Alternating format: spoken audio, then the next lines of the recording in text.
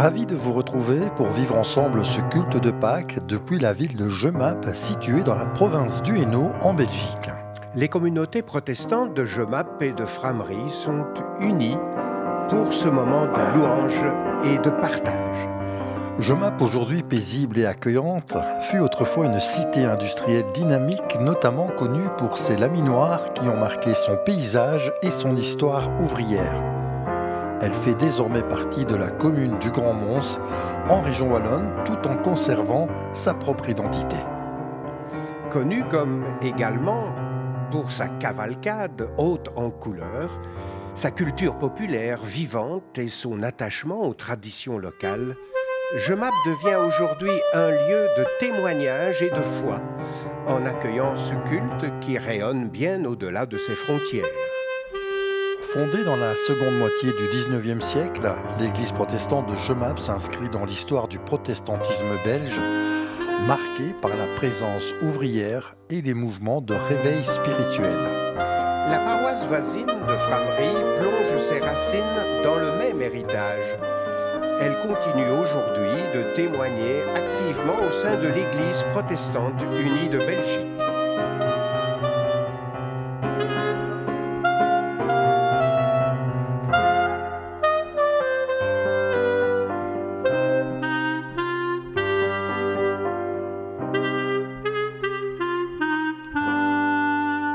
Entrons à présent dans l'église. La Chorale-Ictus Chorus nous accompagnera tout au long de ce culte avec des chants porteurs d'espérance et de foi. À la clarinette, Bernard Daubry. À la flûte, Dominique Durieux. Direction chorale et piano, Raphaël Coulon. Les membres des communautés participeront à la liturgie. Le culte sera présidé par les pasteurs François Choquet et Noël Béringiro, qui nous conduiront dans la méditation et la prière.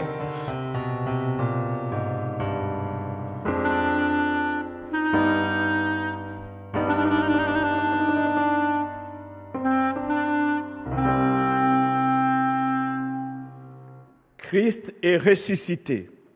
En vérité, il est ressuscité. Alléluia.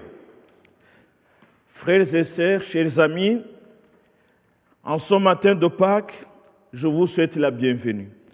À vous qui êtes assis dans ce temple de Jemappes, à vous qui nous regardez devant votre télévision depuis la Belgique, la France, la Suisse ou l'Italie. Que vous soyez dans votre salon ou dans une maison de repos, que vous soyez bien portant ou affaibli par la maladie, que vous soyez libre de vos mouvements ou retenu par les circonstances, la bonne nouvelle de Jésus, ressuscité, se faufile jusqu'à vous pour vous murmurer à chacun et à chacune, en particulier, ma grâce, ma paix te sont données. Amen.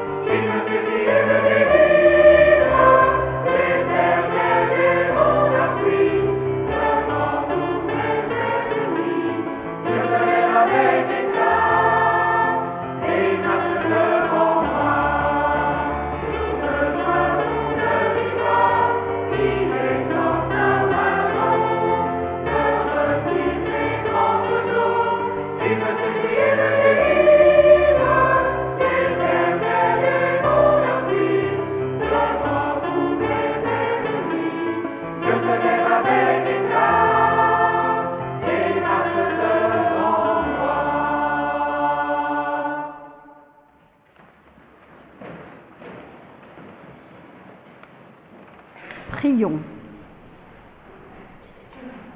Comme le jour revient après la nuit, et le soleil toujours après la pluie, comme un oiseau qui revient vers son nid, vers mon amour je vais aussi.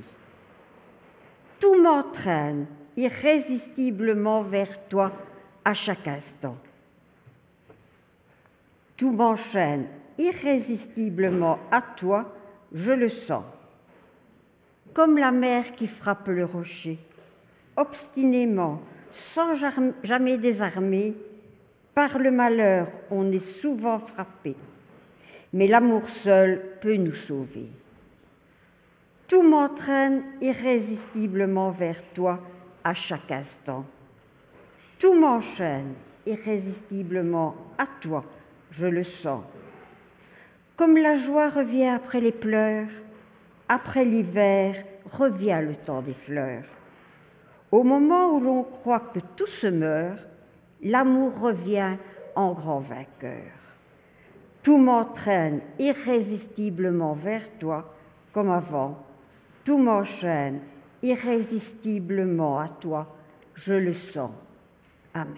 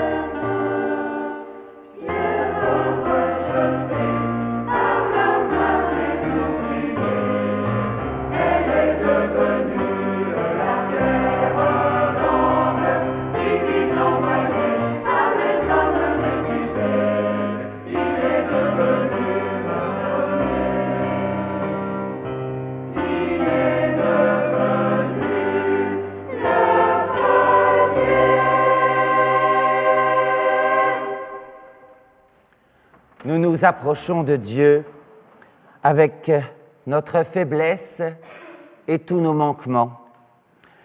Nous nous approchons de Dieu conscients et conscientes de tout ce qui nous sépare de lui et de sa grandeur. Nous nous approchons de Dieu en lui disant « J'ai un problème, je sens bien que je t'aime ». Dans la première lettre de Jean, nous lisons ceci. L'amour de Dieu a été manifesté envers nous en ce que Dieu a envoyé son Fils unique dans le monde afin que nous vivions par lui. Et cet amour consiste non point en ce que nous avons aimé Dieu, mais en ce qu'il nous a aimés, le premier, et a envoyé son Fils comme pardon pour nos péchés. Nous nous approchons de Dieu en lui disant « J'ai un problème, je sens bien que je t'aime ». Et Dieu de nous répondre « Oh, j'ai un problème, c'est que je t'aime aussi ». À cause de cela et de tout l'Évangile, nous le croyons. Dieu nous pardonne en Jésus-Christ. Amen.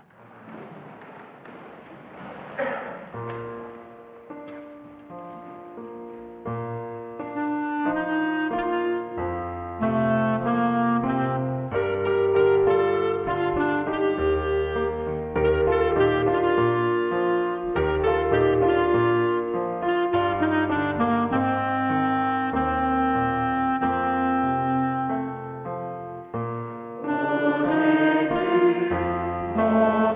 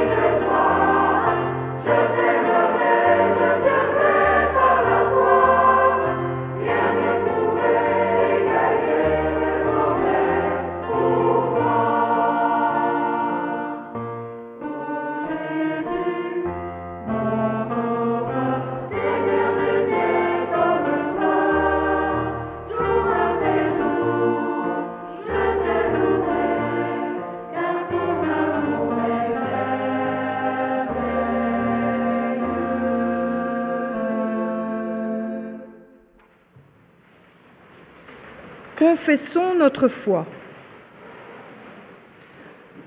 Je crois que Dieu est Père. Du chaos, il fait jaillir la vie. Tout part de lui et tout reviendra à lui. Il nous désire, il nous suscite et il nous aime. C'est lui qui se tient à tous les carrefours de nos existences. Lui qui se rend présent quand l'impasse semble dominer.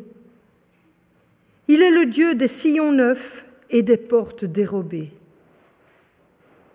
Je crois que Dieu est Fils. En Jésus-Christ, il a pris chair et souffle d'humanité. Il a témoigné de l'amour sans mesure et du pardon qui brise les fatalités. Il nous a appris à parler de Dieu comme on parle d'un Père bien-aimé. Il est resté fidèle à l'amour jusqu'à la mort sur une croix. Je crois que 3 jours après, les femmes venues pour prodiguer au corps de Jésus les soins traditionnels ont fait l'expérience que la mort n'emplissait pas le tombeau, de quelque chose en dépassait, et que ce quelque chose s'appelle vie. Je crois que les disciples ont compris que la séparation physique n'abolit pas la communion. Je crois que Dieu est esprit. Dans son amour, Dieu nous donne de vivre de sa respiration, dans l'humble présence à la présence. Je crois que l'Église est l'héritière des promesses de Jésus et qu'elle le confesse depuis 2000 ans, à travers les témoignages de la Cananéenne et du centurion romain, de Paul et Pierre, de Jacques, de Claire et François, d'Ignace, de Martin, de Jean et de tant d'autres. Je crois que nous sommes appelés à vivre au-dedans de nous la rencontre avec Dieu que Jésus appelle royaume. Je crois que nous sommes appelés à rendre concret ce royaume. Je crois que l'amour pardonne tout, espère tout, endure tout. Et je crois que l'amour ne passe jamais. Amen.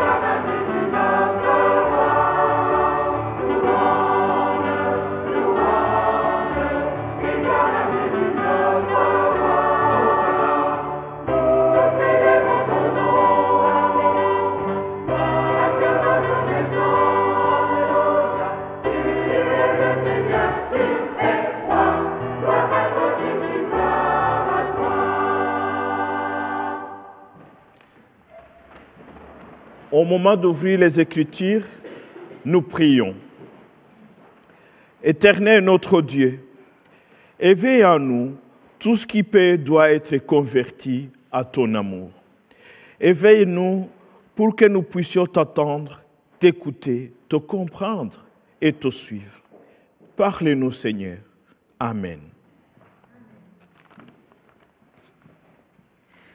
Nous lisons dans l'Évangile de Jean, le chapitre 20, versets 11 à 18. Marie se tenait dehors, près du tombeau, et elle pleurait.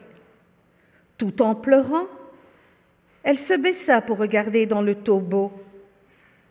Elle voit alors 2 anges vêtus de blanc, assis là où gisait précédemment le corps de Jésus, l'un à la tête et l'autre aux pieds.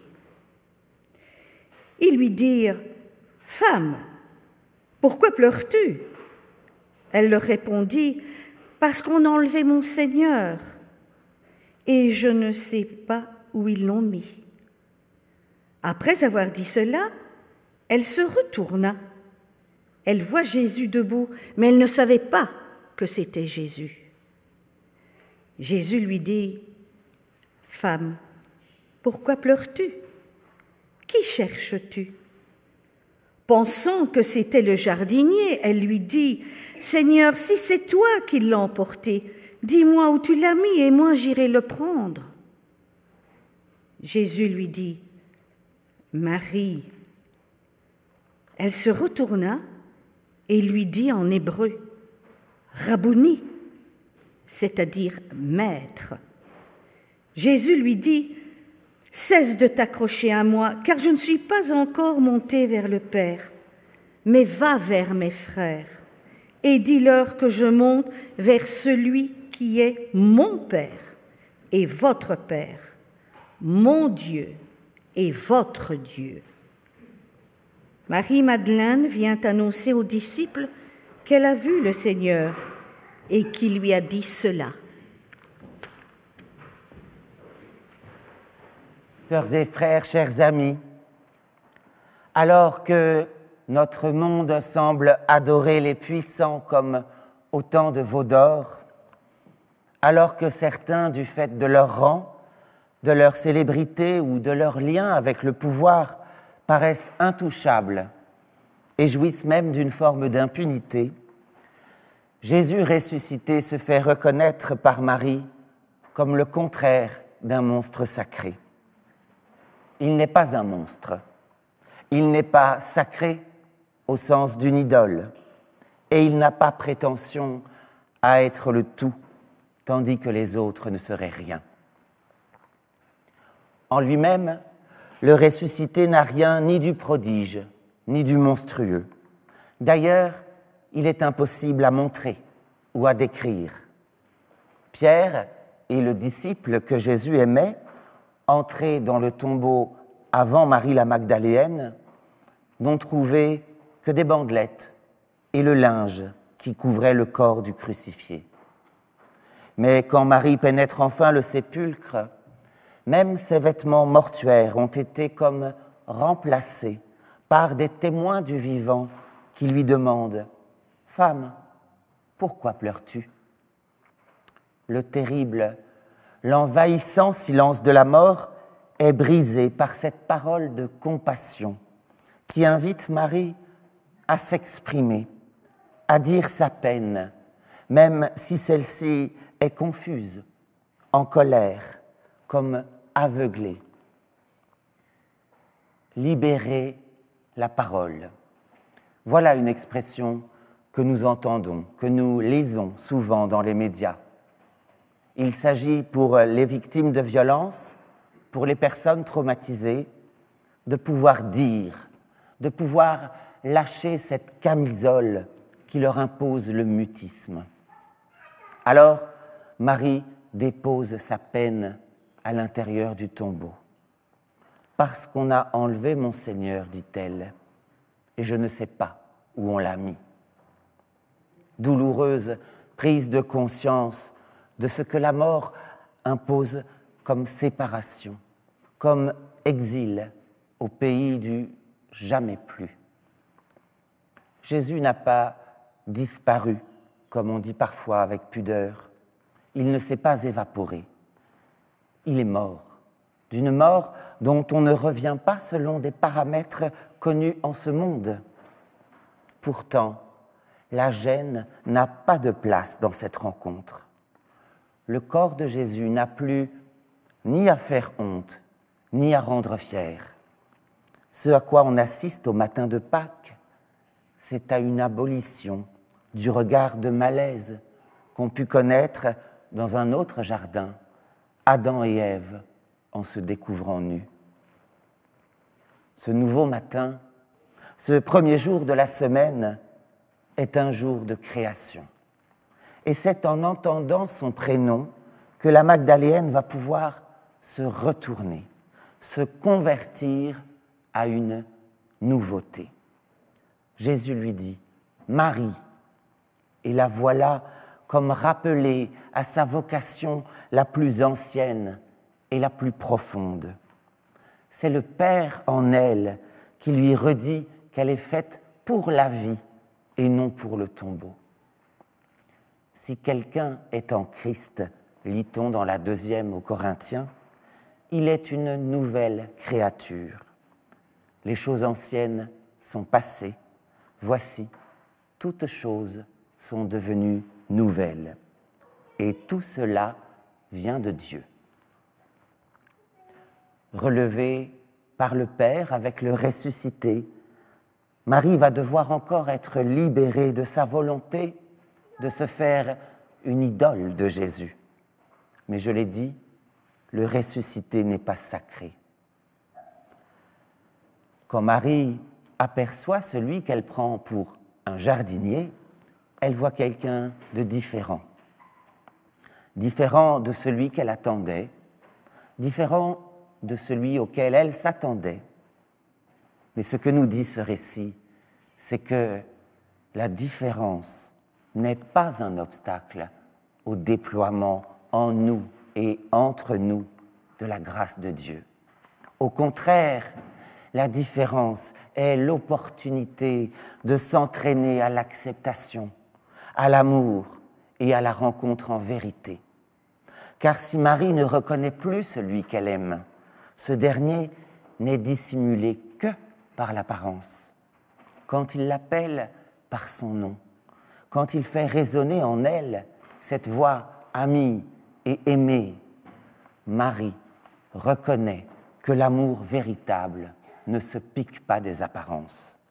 Le cœur de la Magdaléenne vibre de cette bonne nouvelle qui a porté la vie et l'enseignement de Jésus. Ce que vous êtes ne dépend pas des vêtements que vous portez. Ce que vous êtes profondément ne se résume ni à votre genre, ni à votre couleur de peau, ni à votre statut social, ni à votre état de santé, ni à votre orientation sexuelle, ni à votre âge. Ce que vous êtes dans le regard de Dieu n'est conditionné ni par ce que vous faites, ni par ce qu'on dit de vous.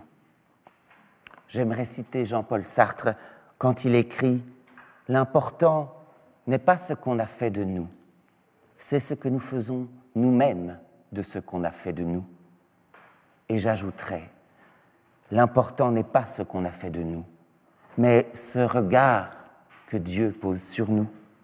L'important, c'est de recevoir ce regard et d'en vivre, ce regard qui nous murmure « En toi, l'éternité se reflète dans ce qui est fugace. La majesté se devine sous les oripeaux du médiocre, et un amour infini affleure dans chaque geste d'amour gratuit, chaque pardon demandé et accordé, chaque pierre posée sur le chemin de la justice et de la paix. » De ce regard, Marie aurait pu rester captive. C'est tellement bon pour Marie d'être remise sur pied. Mais il s'agit de n'être ni happé, ni paralysé par le ressuscité. Celui qui a été relevé par le Père relève Marie. « Ne me retiens pas, dit Jésus, cesse de t'accrocher à moi. » En disant cela, c'est Marie qu'il délie. C'est Marie qui échappe à la fascination dont se repaissent certains hommes quand ils jouent de leur talent, de leur renommée ou de leur réseau pour maintenir leur entourage dans la servitude.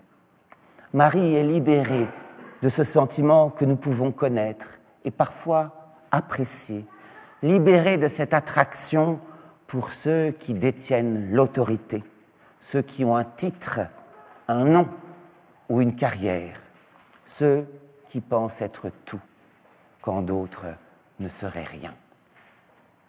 Libérée, remise à sa place d'être humain à part entière, la Magdaléenne va devoir poursuivre sa vie et accomplir sa mission. Au matin de Pâques, Jésus ne sort pas de la tombe le poing levé et l'air mauvais en criant vers la foule « Fight ! Combattez !» dans un appel à la guerre civile. Au contraire, il renvoie Marie vers le monde des vivants. « Va vers mes frères et dis-leur que je monte vers celui qui est mon Père et votre Père, mon Dieu et votre Dieu. » C'est la première fois dans l'évangile de Jean que Jésus parle ainsi de ses disciples, « mes frères ». Ce faisant, il instaure entre Marie et les humains, entre tous les humains, une relation nouvelle, tissée dans la fraternité et la sororité. Toutes et tous, nous sommes frères et sœurs, enfants d'un même Père par Jésus-Christ. Ce lien nouveau ne souffre point d'exclusive. De même qu'on ne peut pas scier une branche de son arbre généalogique, le ressuscité instaure une communion sans frontières. Autour de sa table, il y a et il y aura toujours assez de place pour chacun et chacune, sans condition. Jésus se présente comme l'antithèse de ceux qui n'aiment les femmes que si elles pensent comme des hommes, ceux qui n'aiment les homosexuels que s'ils sont discrets, et les musulmans que s'ils mangent du jambon. À l'inverse du monstre sacré, Jésus ressuscité dit avec bonheur, par 3 fois, « Je ne suis pas le tout. Je ne suis pas le tout, Marie. Tu es toi, tu as ta vie, tu as ton identité. Je ne suis pas le tout, Marie. Je ne suis pas une idole à vénérer ou à garder sous une cloche de verre. Écoute seulement. Je ne suis pas le tout, Marie. Le monde est plein de ses frères et de ses sœurs qui attendent une parole d'espérance, un geste de relèvement, un engagement courageux. Je ne suis pas le tout. Nous non plus, nous ne sommes pas le tout. Nous pouvons le dire avec bonheur, ce que nous sommes suffit. Et Dieu dit que cela est très bon. À lui seul soit la gloire dans l'Église et en Jésus-Christ. Amen.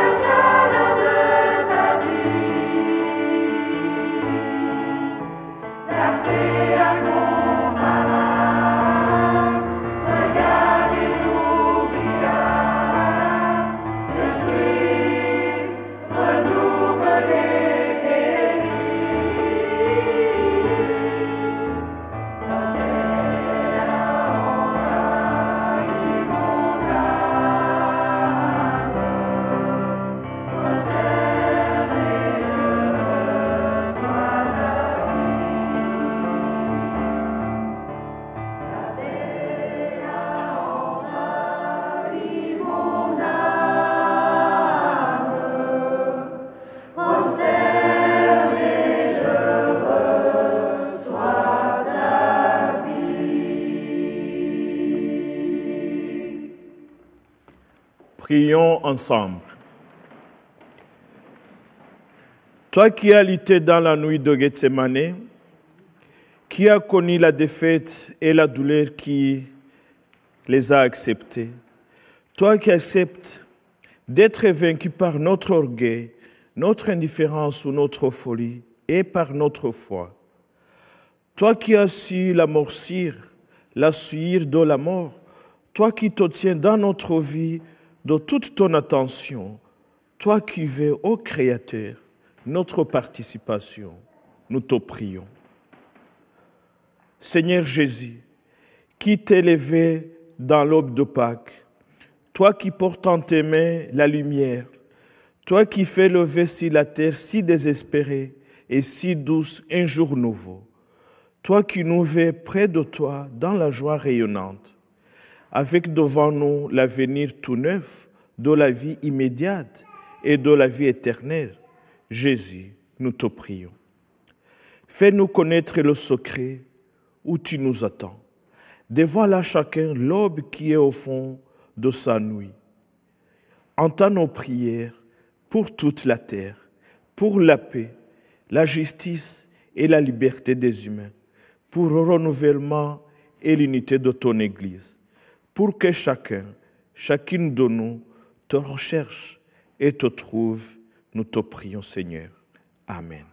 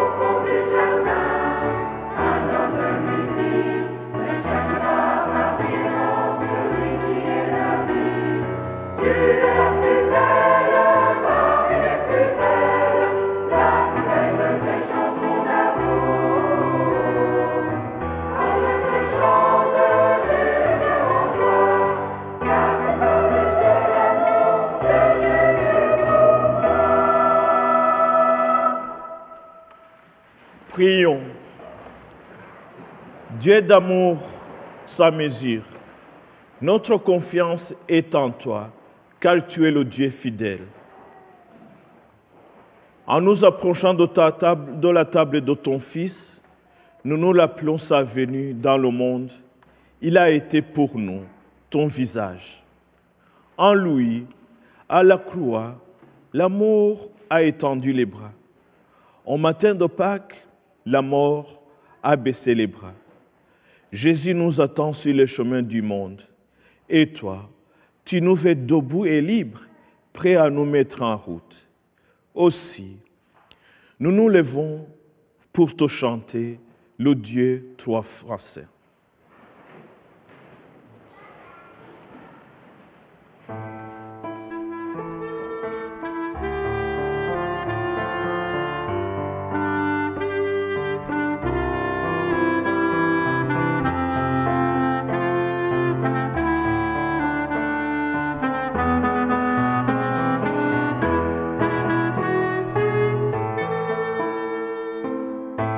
Mon seul abri.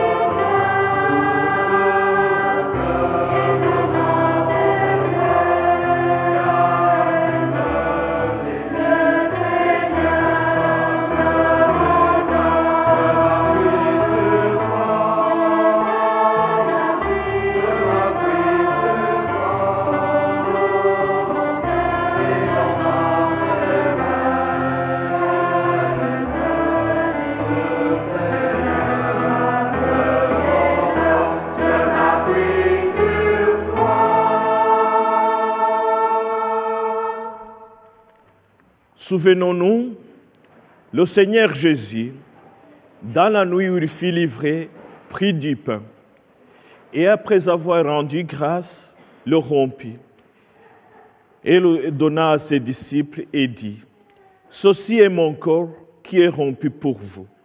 Faites ceci en mémoire de moi. » De même, après avoir soupé, il prit la coupe et dit, « Cette coupe est la nouvelle alliance en mon sang.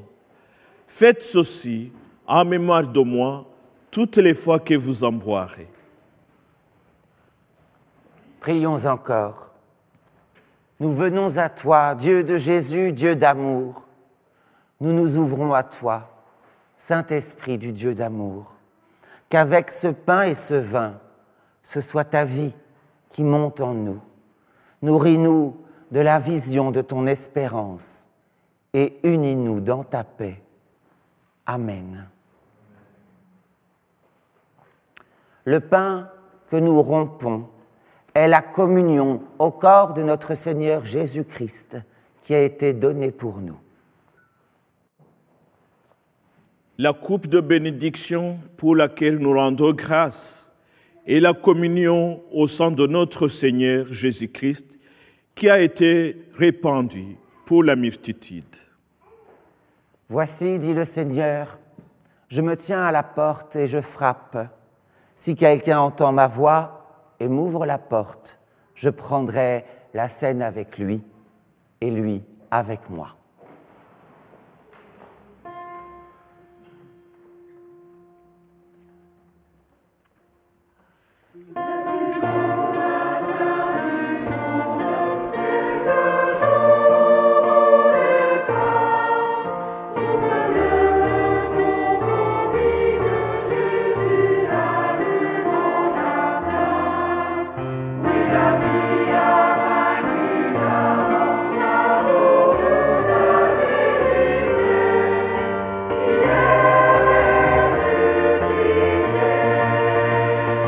Lord.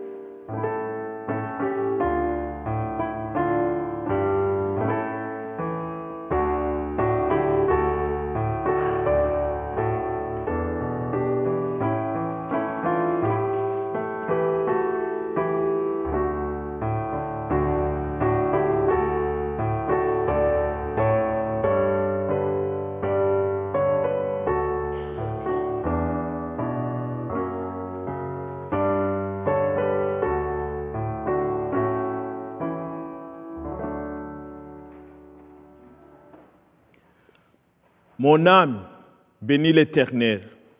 Que tout ce qui est à moi bénisse ton Saint-Nom. Mon âme bénit l'Éternel et n'oublie aucun de ses bienfaits. C'est lui qui pardonne toutes mes fautes.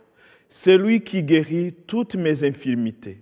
C'est lui qui arrache ma vie à la tombe. C'est lui qui me couronne de bonté et de miséricorde. Je louerai l'Éternel tant que je vivrai. Je célébrerai mon Dieu tant que j'existerai. Amen. Recevez l'exhortation et la bénédiction de la part de Dieu. Heureux les agnostiques, heureux ceux et celles qui doutent, ceux et celles qui n'ont rien à offrir. Heureux les enfants qui n'arrivent pas à patienter pendant le culte. Heureux les pauvres en esprit, vous êtes du ciel et Jésus vous bénit. Heureux ceux et celles que personne ne remarque, les élèves qui s'assoient seuls à la table du réfectoire. Heureux les enfants, heureux aussi les blanchisseurs à l'hôpital, les prostituées et les balayeurs de nuit, ces et celles qui sont enfermés, les adolescents qui cherchent à cacher leurs cicatrices. Heureux les doux, vous êtes du ciel et Jésus vous bénit. Heureux ceux et celles qui ont aimé suffisamment pour savoir ce qu'est la perte. Heureuses celles qui ne peuvent pas s'effondrer parce qu'elles doivent rester debout pour tous les autres. Heureux ceux qui ne s'en sont pas encore remis.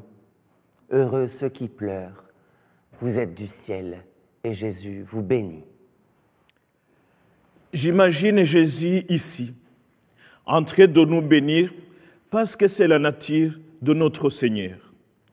Ce Jésus qui a pleuré sur la tombe de son ami Lazare, a attendu l'autre jour et a pardonné à ceux qui l'ont cloué sur la croix. Il était le bonheur de Dieu, la bénédiction de Dieu pour les faibles, dans un monde qui n'admire que les forts.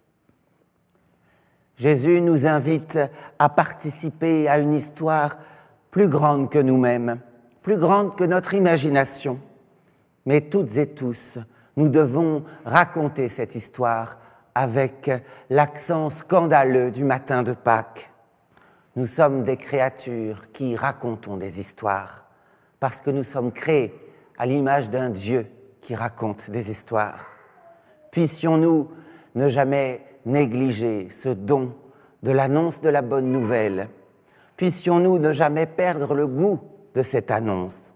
Le Christ est ressuscité. Alléluia. Dieu vous bénit et vous garde.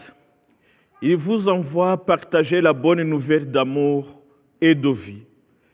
Lui qui est Père, Fils et Saint-Esprit. Amen. Amen.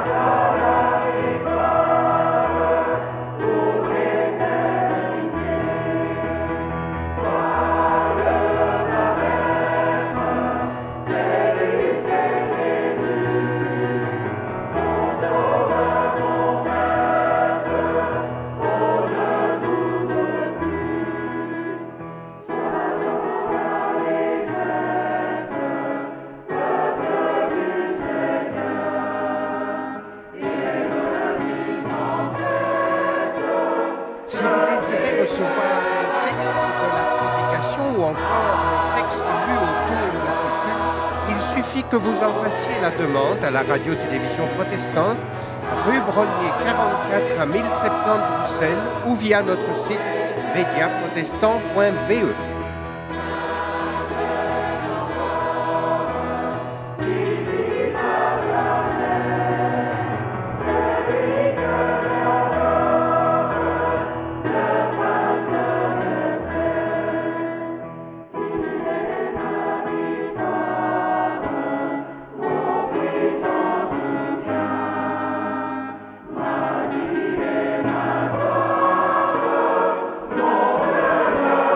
Maria,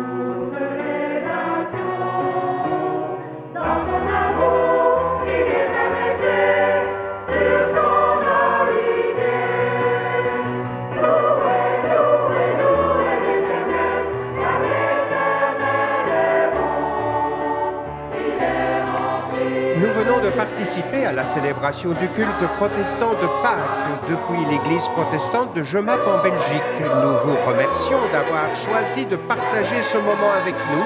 Ce culte réunissait les communautés de Frameries et de Jemappes. Les pasteurs François Choquet et Noël Birungiro ont présidé ce culte. La Chorale-Ictus a été dirigée par Raphaël Coulon. Nous exprimons notre gratitude à l'équipe technique de la RTBF pour avoir assuré la production et la réalisation de ce culte. Une très belle fête de Pâques à chacune et à chacun. Au revoir.